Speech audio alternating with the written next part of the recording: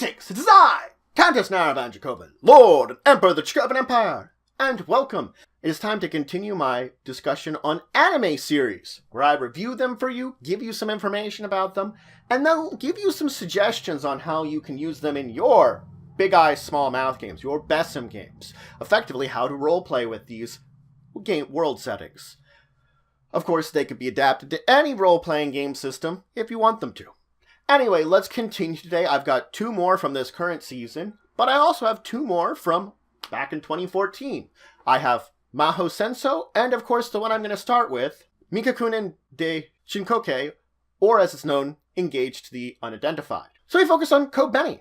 Kobeni is an ordinary teenager who lives with her mother and sister. She learns that her grandfather, before he passed away, set up an engagement with basically the grandfather of another family, between her and the son of that family.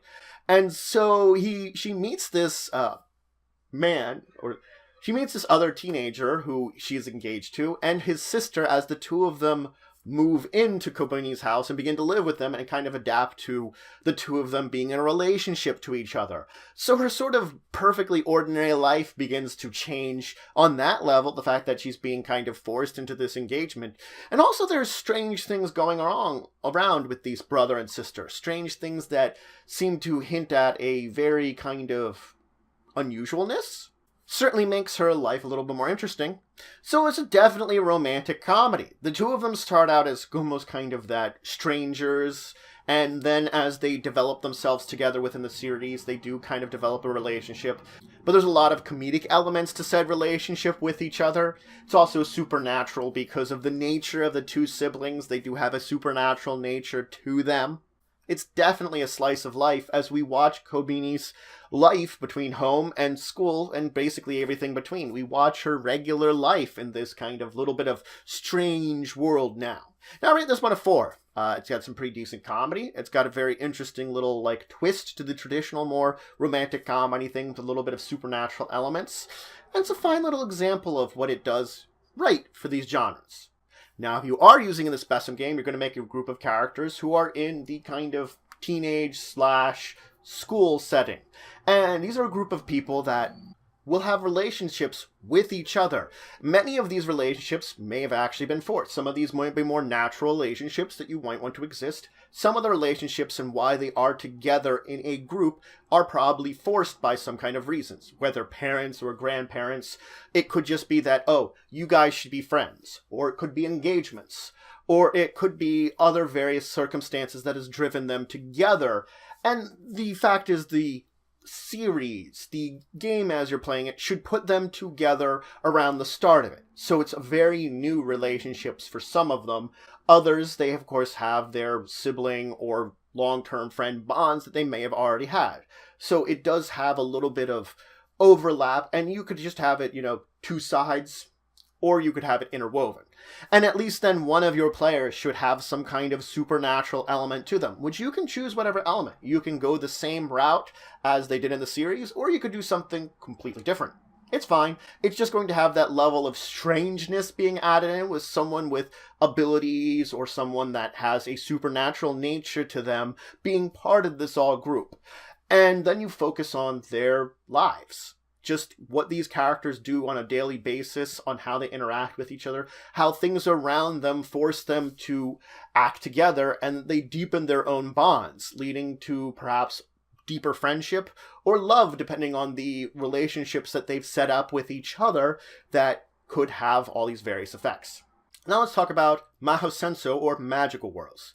Takeshi is a perfectly ordinary boy who one day finds a injured girl. He helps her, nurses her back to health, and it turns out that she is a magical user, a mage, and by accident, she gives powers to him. So he is then forced to learn the truth that there are two worlds to us, that the world is basically split into two, and that there is the side that ordinary people know about, and this side where magicians reside. He and a number of friends who awaken to some magical power end up going to the other side, the other world, where they go to a magical academy, where they can learn about their powers, learn to use them properly, and learn to live with humans. to get along with society, though they have magical abilities. But it's more than just going to the school here, because they learn that there are groups that are out there working towards a different goal. They don't want to live along with humans. They want to conquer and dominate and show their superiority. And this is leading, of course, towards the Second Magical War, which there's the hopes of preventing. No one wants another magical war, but it might happen. Of course, this is an action series. They train with their powers, they get into fights with enemies, they get into training bouts with each other, so there's definitely a lot of action.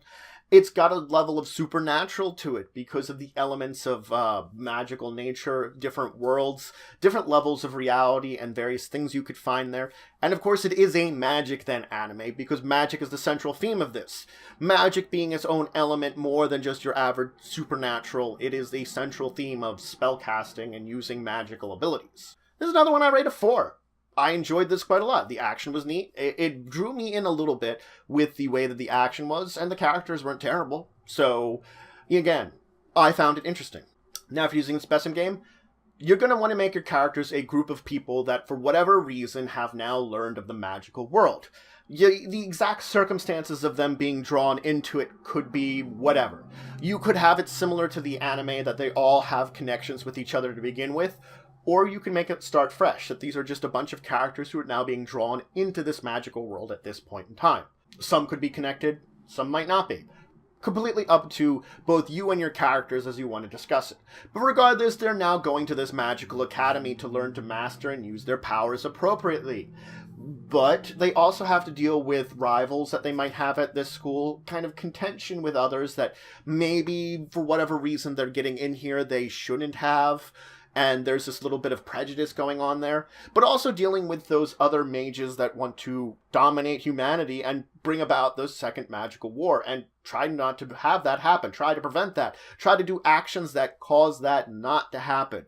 The combination of that threat to their school time should come up with some very interesting plots and events that you could have for your characters to help deepen their own characters while deepening the storyline you want to develop set within this world.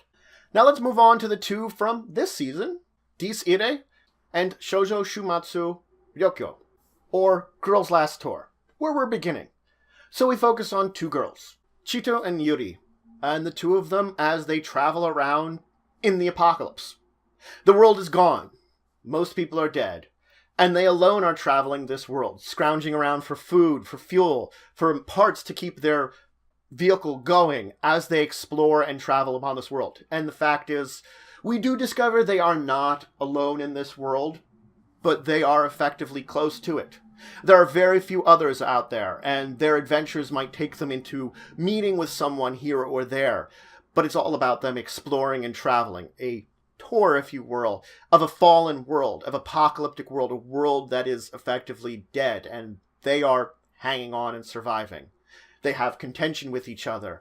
They have times which they argue, times which they're close. And it's the journey, a little bit, as much as it is the things that happen along the journey, which makes it very interesting. Together on the motorbike they travel, it is just them with the world.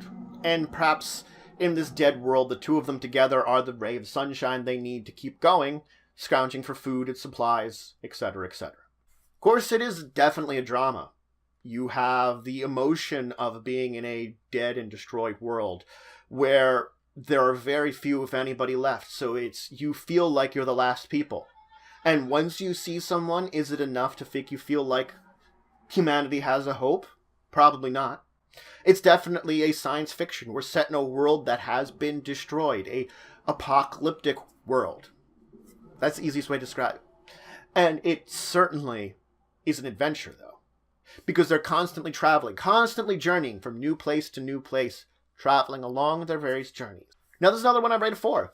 It's very enjoyable. I do like it a lot. I'm hoping to have an interesting ending to the series as we are approaching that time period when this video is coming out. At least a conclusion for now, as it would be see fit, but it has been enjoyable. Now, if you're using this BESM game, I'd recommend 150 points. You can make your characters those that are wandering the wasteland. Now, whether they have a single vehicle or a couple of vehicles that convoy together, completely up to you. But they're going to be traveling from place to place within this wasteland, within this apocalyptic, destroyed place, searching for supplies, fuel, food, items to repair, tools they might need, all the various things that they will need to survive as they wander about from place to place. And it should be the journey that's important, and the discovery of what they're finding at these places, while trying to maintain a level of hope and maintain a level of wanting to survive in amongst the group. And whether or not they encounter others on their journey will be completely up to you. It's up to you if you want to make them truly the last people on Earth, or seemingly like that, or if there might be little rays of hope with other encounters with people. Those rays, those encounters, well, those might not always be positive, and that is going to be the important thing about it, is you do not know if this will be a positive thing to encounter these other people or not. Another reason you might want to use them.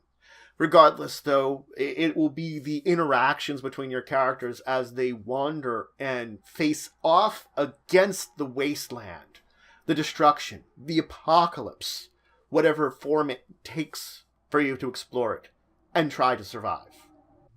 Now let's talk about Dies Irae. Now, this focuses originally on a group during World War II, during Nazi Germany. They enact some kind of ritual that seems to give them some kind of ability, or attempt to do so, but the result of whether or not this was successful or not is not discovered. It is assumed that this group is destroyed at the end of World War II, along with, of course, the rest of the regime. It seems that they're gone. We focus then 61 years later. We're turning towards a young man, Ren, who's just gotten into a epic fist fight with his friend, gotten out of the hospital with another one of his friends with him, and something is wrong. Something is up, and he's hitting into this hint of a different world. He's being connected to something strange out there that may relate to that group, that something that they did is now affecting him in the here and now. And he will learn about what's going on while trying to protect those around him and even try to rekindle old friendships. Because that might be something that's needed. Old friendships.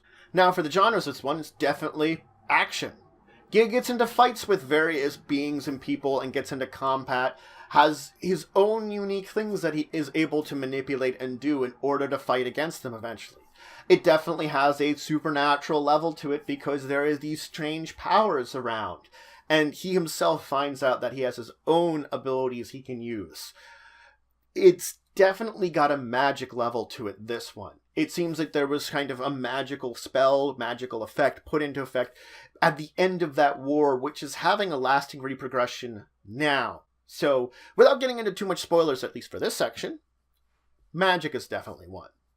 So, I would rate this one a 4. It's definitely an interesting one. It draws me into a degree, but it also has some aspects to it that I definitely know it borders on that 3 for me. It's very close 4. Some of the episodes feel like they're more 3s, others more like 4s. So this was a tough one to give that rating to. Unfortunately, though, I have a couple of episodes left to catch up to where they are now, so maybe it will pop itself back up to a 4 or put itself back down to a 3 before the season finishes out. But currently, it's just that weird border that there are aspects of it that feel a little too depressing without being a drama. That's a great way of saying it. There's a darkness to the entire series, a cloud of death and sadness that seems to be existing within the characters that you kind of can feel yourself. And I think that's the reason that, with the interesting action and premise, which I'm drawn in more, the side stuff can be a little bit distracting, and kind of the character's emotions feeling, which is a good thing in a way too, but you don't always want to feel that. Now, if you're using this BESM game, I'd recommend 400 points. So you're going to make your characters a group of people that, by chance, have been now pitted into the battle against the remnants, the results of that World War II group. Whatever form it takes, if it takes a form similar to what's going on in the actual anime, or takes a different form completely as you wish appropriate, is up to you. But regardless, they're fighting against these people who have their own abilities and dangers to them. And your players should be thrown into here with their own new powers developing, which allow them to go into battle and fight against them. It is important to note here that your characters are now going to be fighting against this while trying to maintain an ordinary life. That's the important thing for a lot of these characters, should be that they were put into this circumstance, this situation, without their choice. So returning to a level of normalcy, whether keeping the abilities they're developing or not, will be an important part of it. They will want to return to a level of normal, even if it's not completely normal. They want to reclaim a little bit of what they've just been forced to lose that they want. They've been forced to lose it. Now, this is an important one that I do want to say, this might be one you want to face character death with, and be ready for that. Certain series definitely pertain to character death more, and though this one doesn't really have as much when it comes to main characters, you might want to include it in just because of the nature of it. Up to you how you want to handle that one. But it is one that, if it will be a little bit more brutal, this is the one that might have it. Anyway, that's it for today.